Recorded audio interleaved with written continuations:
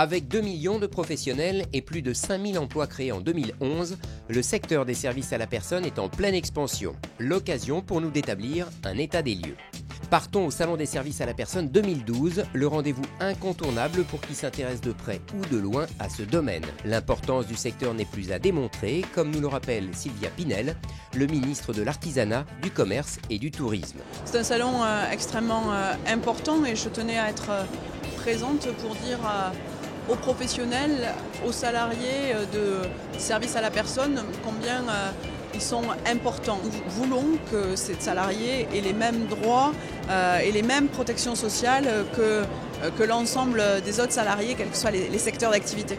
Le salon réunit tous les professionnels du secteur et permet aux familles de trouver par exemple une nounou ou un auxiliaire de vie, la perle rare qui les soulagera au quotidien. Et vous, que venez-vous trouver au salon ? Des idées parce que je commence à vieillir. Donc aussi bien pour marcher que pour se loger dans le futur.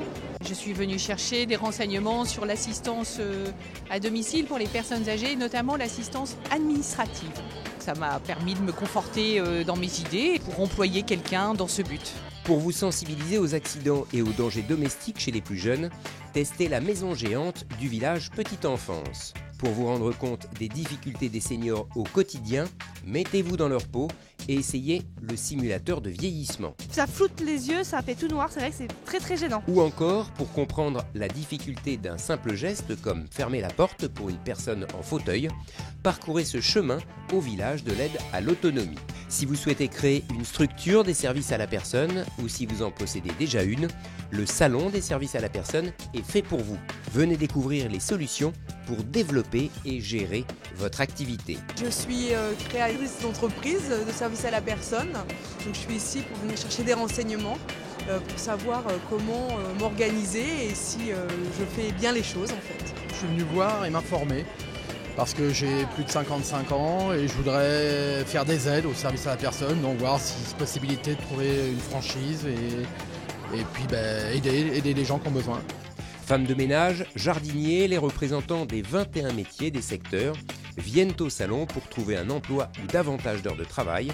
Bref, tout le monde y trouve son compte.